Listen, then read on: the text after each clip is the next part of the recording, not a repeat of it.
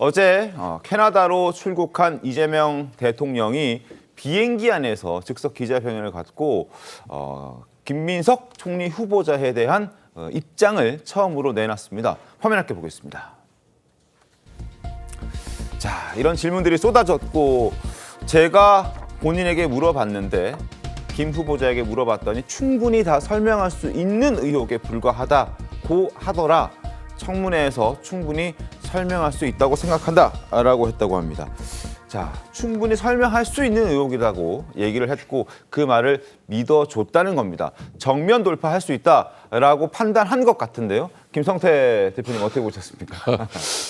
뭐 정치를 좀 한 사람들 입장에서는 네. 이게 스포츠 정치의 전형적인 케이스라고 볼 수 있는 것이죠. 그러니까 쪼개기 차용의 행식을 빌었지만은 네. 실질적으로는 쪼개기 정치 후원금의 공산일 상당히 크다. 네. 저는 그렇게 봅니다.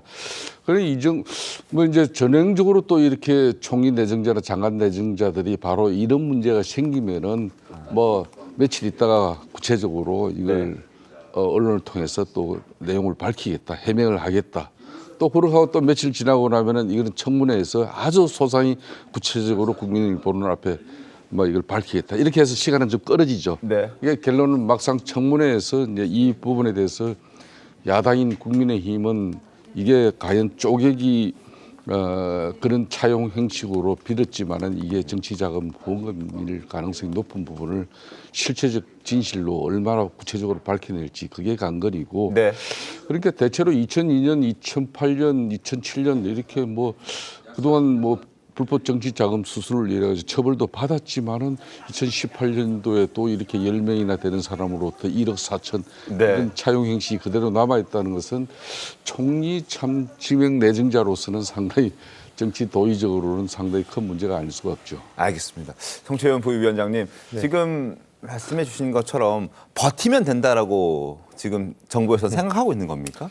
버티고 넘어가겠다라는 건 아니고요. 그러니까 지금 뭐 사실 국무총리 후보자는 이제 본회의 투표를 거쳐야 되는데 민주당의 의석만으로 넘어갈 수 있으니 그냥 최대한 시간을 끌어보려는 것 아니냐 이렇게 바라보시는 것 같은데 네. 그런 건 아닙니다. 그러니까 국민들 보시기에 충분히 좀 해명을 할 만한 부분이 있을 것이다라는 것이고 불법적인 정치자금 수수는 없었다라는 게 명확한 입장인 것이고요. 네. 그리고 저희가 계속 사실 김민석 후보자 입장에서는 참 민망한 일일 겁니다. 왜냐하면 2018년이라는 그 시기를 고려해 보면 네. 김민석 후보자가 2002년에 민주당을 나간 이후로 상당히 거의 한 20년 동안 정치 야인으로서 힘들게 지냈잖아요. 그렇기 때문에 이 추징금도 계속 누진되고 있고 뭔가 생활비도 없고 이런 상황 속에서 좀 주변으로부터 좀 정치자금이나 이런 것들을 받을 수는 없는 상황이고 그러다 보니까 차용을 통해서 돈을 얻는 그런 과정들이 참 민망할 겁니다. 근데 그런 과정들을 저는 아마도 1억 4천을 빌린 다음에 거의 9천만 원 이상을 추징금 갚는 데 썼고 네. 이런 것들을 구체적인 자료를 인사청문회 과정에서 좀 증빙을 하고 보여준다면은 국민들께서 좀 납득할 만한 수준이 되지 않을까? 저희는 그렇게 보고 있는 겁니다. 알겠습니다. 김민석 후보자는 사적 채무 의혹과 관련해서 빌린 돈이라고 주장을 하고 있습니다만 빌린 돈이 아닐 수 있다는 정황도 계속 나오고 있습니다. 화면 함께 보시죠. 이자보다 큰 후원금. 자, 9명, 10명이 1억 4천만 원. 그중에 9명은 1,000만 원씩 9천만 원을 일단 대여해 준 걸로 지금 김민석 후보자는 주장을 하고 있는데 그 가운데 두 사람이 그 1,000만 원을 받지도 못했는데 추가적으로 400만 원 후원하고 500만 원 후원했다. 이런 걸 보면 국민의힘에서는 돈을 빌려준 사람이 오히려 후원했다는 것은 받을 생각이 없었던 것 아니냐라는 그런 지적들이 나오고 있습니다. 빌려준 1,000만 원을 상환하기도 전에 이자보다 높은 고액의 후원금을 냈다. 이걸 어떻게 좀 봐야 되겠습니까, 김성태 대표님?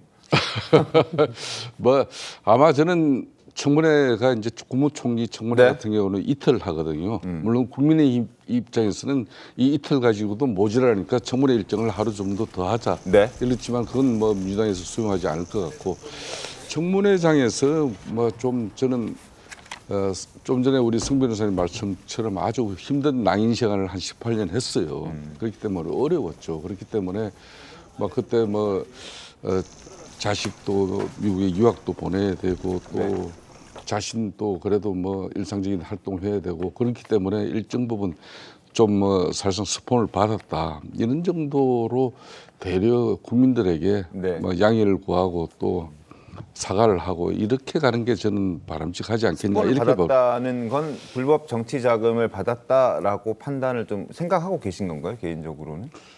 그런 거죠. 이게 뭐 아닌 말로 채권자 한 사람은 지난 뭐 2020년도에 이제 김민석 의원이 국회의원이 되고 난 이후에죠. 네. 이돈 받을 사람이 또 400만을 갖다가 공식적으로 이렇게 후원을 했단 말입니다. 네.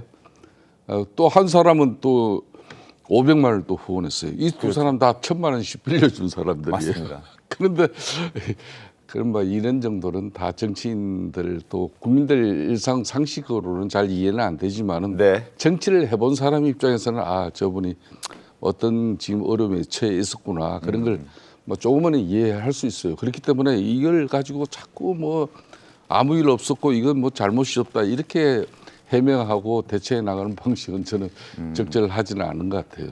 인정할 건 인정하고 그럼- 사과를 요구할 건 요구하고. 그렇게 가야 되는 거죠.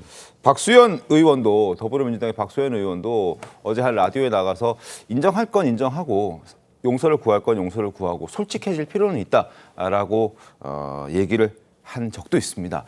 때문에 국민의힘에서는 불법 정치 자금일 가능성이 높고 그리고 작성했다는 그 차용증도 허위, 가짜일 것이다라고 공격하고 있습니다. 김민석 후보자는 여기에 대해서 강하게 반발하고 있습니다. 목소리 들어보시죠. 김민석 후보와는 별다른 연고가 없었습니다. 과연 김민석 후보자와 어떤 관계인지 또 실제 돈을 빌려준 것이 맞는지 무늬만 차용증일 뿐 실제로 돈을 빌려준 관계인지가 매우 의심되는 상황입니다. 허위 차용증을 쓰고 자금을 지원받았다는 의혹이 제기됐는데요. 누가 질문하셨죠? 네, 야당에서 허위 차용증이라는 그런 허위나 확인되지 않은 용어를 쓰는 것을 주의하시는 것이 좋을 것 같습니다. 자, 차용증에는 이름, 주민번호, 뭐 여러 가지 정보들이 다 적혀 있긴 합니다만 그 채권자 정보만 다르고 금액이나 나머지 세부 내역들, 이자라든지 여러 가지 것들은 동일합니다. 그리고 같은 날 이경민 변호사님 같은 날 9명에게 똑같이 이 차용증이 적혀지고 같은 날 돈을 빌렸다라는 부분도 조금 일반적이진 않잖아요, 그죠? 그렇죠. 이렇게 이제 차용증이 작성이 되려고 하면 사실은 이제 기존에 서로 이제 채권자와 채무자 사이 이제 의사소통이 돼야 되는 부분이거든요. 근데 네. 이제 많은 채권자들과 이렇게 일률적으로 이런 내용의 이제 차용증을 작성을 했다라고 하는 것은 결국은 이전부터 이런 이야기가 서로 간에 이제 왔었다라는 부분을 좀 추정을 해볼 수 있을 것 같습니다. 네. 그래서 이런 계약서, 차용증이 있다라고 하는 것은 그런 내용의 법률 관계가 있었다라고 추정해 볼 수는 있지만, 근데 이것이 과연 이제 우리가 좀 납득할 수 있는 그런 이제 차용 증서인지, 뭐 그런 부분들에 대해서는 하나의 어떻게 보면 좀 이게 좀 의심이 가는 부분이 아니냐라고 할 수 있는 또 증거로도 사용될 수 있어가지고 네. 왜 이렇게 이제 동일한 내용으로 이렇게 차용증이 작성이 됐는지 여부에 대해서는 좀 해명이 좀 필요한 부분은 맞는 것 같습니다. 알겠습니다. 김민석 후보자도 계속해서 지금 자신의 SNS를 통해서 해명글을 올리고 잇따라 적극적으로 반박을 하고 있습니다. 자, 어떤 해명들이 또 적극적인 반박들이 있는지 한번 보시죠. 여러 가지 의혹들이 있죠. 첫 번째 의혹은 후원자 차용증 의혹. 여기에 대해서는 대출을 받아서 전액 상환했다라고 얘기를 하고 있고. 근데 이게 그 전에 이미 2018년 4월 5일에 빌렸고 만료되는 시점이 2023년 4월 5일이었는데 그때까지 갚지 않다가 최근에 왜 갚았냐라는 의혹도 추가적으로 나오고 있습니다. 두 번째 의혹은 재산 증식 의혹이죠. 벌금, 세금, 추징금 완납했다. 교육비는 전 아내가 전담했다. 자, 그런데 벌어들인 돈은 세비 5억 건 정도인데 그동안 쓴 돈은 더 많다는 거죠. 게다가 자산은 더 늘어났고요. 여기에 대한 궁금증, 의혹은 해명하지 못했습니다. 아직까지. 의혹 세 번째, 고3 아들 동아리 법안 공동 발의 의혹. 이건 대학 원서에 활용한 바 없다라고 얘기를 하고 있고, 중국의 칭화대 학위를 취득하는 과정에서 부산시장 선거에도 출마하고 당시에 또 최고위원으로 활동을 했기 때문에 이게 가능한 거냐라는 부분에 있어서는 모든 증빙 자료가 다 있다라고 얘기를 하고 있습니다. 자, 여기에 대해서 국민의힘에서는 해명조차 납득할 수 없다라는 비판들이 나오고 있습니다. 자, 주진우 의원이 조목조목 짚었거든요. 잠깐 보시죠. 여러 가지가 지금 보시면 장황하게 글이 써져 있지 않습니까? 그냥 하나부터 열까지 다 믿을 수 없다라는 취지로 주진우 의원은 얘기를 하고 있는 겁니다. 해명이 좀 부족하다는 거죠. 결국 김 후보자가 우리가 듣고 싶은 이야기는 그 돈의 출처가 어디였는지, 어떻게 해서 돈을 구했고 그 돈을 어떻게 썼길래 5억 원 정도의 세비만 가지고 재산이 이렇게 증식될 수 있고 그리고 차용됐던 돈까지 다 추징금까지 다 갚을 수 있었는지 이런 부분들이 의혹이 해소가 안 된다는 거죠. 그러니까 돈을 어디서 구했는지가 궁금한 것인데 어떻게 썼는지만 해명을 하니까 그 부분에 대해서 아직 명확하게 의혹이 해소되지가 않고 있습니다. 일단 차용증과 관련돼서는 이 김민석 의원이 2008년 때 그 지인들로부터 7억 2천만 원 정도를 기부를 받았다가 네. 2010년에 대법원 판결을 받았었죠. 그때는 이제 벌금 600만 원에 추징금 7억 2천만 원을 받았습니다. 근데 그게 1심 때는 집행유예 2년에 추징금이 7억 2천만 원이었거든요. 네. 2심 때 판결이 바뀌면서 어떤 판결문이 있었냐면은 이 주변에 있는 사람들이 이 김민석이라는 정치인의 재기를 원하면서 사실상 기부를 해준 걸로 봐야 된다. 네. 근데 대가성은 없었던 걸로 보인다. 그럼에도 불구하고 정치인이 그런 기부를 받은 것 자체가 불법이기 때문에 유죄 판결은 유지한다. 대신에 대가성이 없었다는 것 때문에 형을 낮춘다라는 판결문이 있었거든요. 그런 것처럼 그때 한번 추징금 7억 2천만 원의 판결을 받았었기 때문에 그 이후에도 한 10년이 지난 다음에 생활이 너무 힘든 상황에서 돈을 좀 꾸고 싶은데 받고 싶은데 또 과거에 그런 추징금까지 받았던 선례가 있기 때문에 아마 차용증을 전 철저하게 쓴 거라고 생각합니다. 그렇기 때문에 그거에 대해서는 글쎄요, 뭐 허위 차용증이라고 주장을 하려면은 그 차용증을 쓴 사람 중에 단 한 명이라도 나는 차용증을 쓴 기억이 없다던가 네. 아니면 그 이후로 이자를 받은 기억이 없다던가 이런 식의 증명 정도는 좀 있어야 추가적인 자료 정도는 있어야지 저는 얘기를 할 수 있다고 생각을 하고요. 그 재산 증식과 관련된 부분들은 제 개인적인 이건 아직 공식적인 발표가 아닙니다만 2019년에 김민석 후보자가 이 재혼을 하셨거든요. 네. 축의금을 아마 받았을 가능성이 좀 높고 축의금은 이 뭐 재단 신고나 이런 것들에 뭐 그 공식적으로 되지 않습니다. 그리고 그 2020년에는 배우자 쪽에 아마 전 그 조의금 내는 좀 장례식이 한 번 있었던 걸로 알고 있습니다. 그 두 번의 좀 경조사를 통해서 네. 어느 정도 돈을 받지 않았을까? 왜냐면은 이런 것들이 불법적인 게 아니라 과거에도 가는 청문회 뭐 제 기억에 국무총리 청문회에서도 어떤 후보자에 대해서 재산 증식 이거 증명하라 했던 인사청문회 과정에서 아들의 결혼식 과정에서 축의금을 이 정도 받은 적이 있었다라는 얘기를 한 적이 있어요.